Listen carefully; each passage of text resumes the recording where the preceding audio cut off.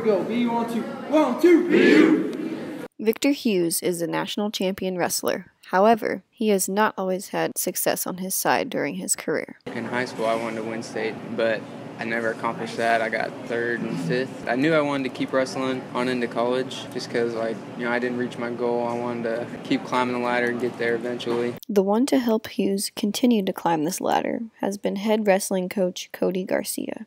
Adjust, adjust, adjust. Make a big step to the outside. Make him move. Good reach, shots. Stay in there, stay in there. He exemplifies, hard work. You can overcome a lot of things and you can develop. What's neat about his story and kind of what's reassuring and encouraging to other guys on the team. You got somebody that's never been to the pinnacle. He's talked about it. He never won a kid state title, never won a high school. All these goals that he's always had, he's never done it. Well, he wins a national title. Didn't really get a lot of success until I came to college.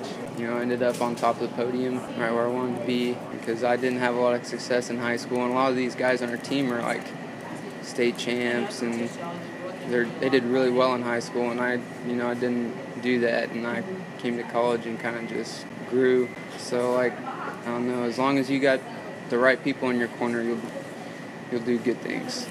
Active here. We score from there. Remember, we get somebody underneath, we got to score. Make it a habit.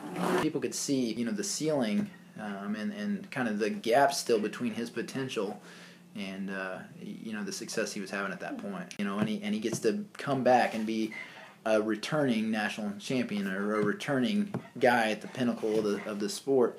We score here. Put him on the mat. Bounce it. Hips.